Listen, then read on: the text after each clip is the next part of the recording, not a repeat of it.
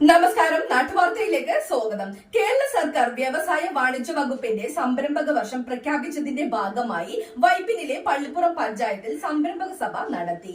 പള്ളിപ്പുറം ഗ്രാമപഞ്ചായത്തിലെ സംരംഭകരും പുതുതായി സംരംഭം തുടങ്ങാൻ ആഗ്രഹിക്കുന്നവരും സംരംഭക സഭയിൽ പങ്കെടുത്തു. വിശദമായ വാർത്തകളിലേക്ക്. This news brought to you by Shri Vishnumaya Bhadrakali നവഗ്രഹ ജ്യോതിഷാലയം, കാര, കൊടുങ്ങല്ലൂർ. പ്രശ്നം, ജാതകം, മുഹൂർത്തം, പൊരുത്തം, വാസ്തുപൂജ, മാന്ത്രിക ഏലസുകൾ, എല്ലാവിധ പ്രശ്ന പരിഹാര ക്രിയകളും ചെയ്തു കൊടുക്കുന്നു.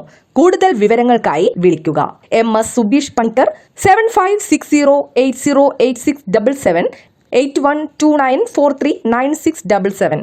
കേരള സർക്കാർ വ്യവസായ വാണിജ്യ വകുപ്പിന്റെ ആഭിമുഖ്യത്തിൽ 2024-25 വർഷം സംരംഭക വർഷമായി പ്രഖ്യാപിച്ചതിന്റെ ഭാഗമായി പള്ളിപ്പുറം ഗ്രാമപഞ്ചായത്ത് പരിധിയിലെ സംരംഭകർക്കായി സംരംഭക സഭ നടത്തി. പള്ളിപ്പുറം ഗ്രാമപഞ്ചായത്ത് പ്രസിഡന്റ് രമണി അജയൻ ഉദ്ഘാടനം ചെയ്തു. നമുക്കെല്ലാവർക്കും അറിയാം, നമുക്ക് ആ മത്സ്യത്തൊഴിലാളിയുടെ ഭാര്യമാർക്കാണെങ്കിലും അനുബന്ധ തൊഴിലാളികൾക്കാണെങ്കിലും അത് വനിതകൾക്ക് വളരെ ഭംഗിയായിട്ട് തന്നെ നമ്മൾ സാഫ് എന്ന ഒരു സംഘടന, ഇതിൻ്റെ കീഴിലുള്ള നമ്മളെ ഫിഷറീസ് ഓഫീസിൻ്റെ കീഴിലുള്ളതാണ് സാഫ് എന്ന സംഘടന. നമുക്കിവിടെ വ്യക്തമായി നമുക്ക് അവരെല്ലാം. പള്ളിപ്പുറം ഗ്രാമപഞ്ചായത്ത് വൈസ് പ്രസിഡന്റ് AN ഉണ്ണികൃഷ്ണൻ അധ്യക്ഷത വഹിച്ചു. വികസനകാര്യ standing committee chairperson Radhika Satheesh സ്വാഗതം ആശംസിച്ചു.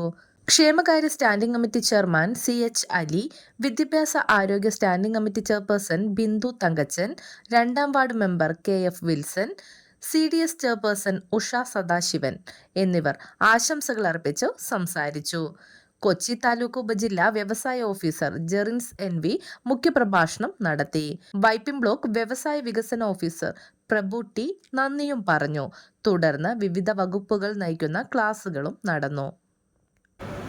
അല്ലാതെ ആ ഒരു കോമ്പറ്റീഷനേക്കാൾ ചിന്തിക്കുന്നില്ല. അങ്ങനെ കോമ്പറ്റീഷൻ നമ്മൾ ചിന്തിക്കുന്നുണ്ടെങ്കിൽ എങ്ങനെ മറികടക്കാമെന്ന് കൂടെ ചിന്തിക്കണം.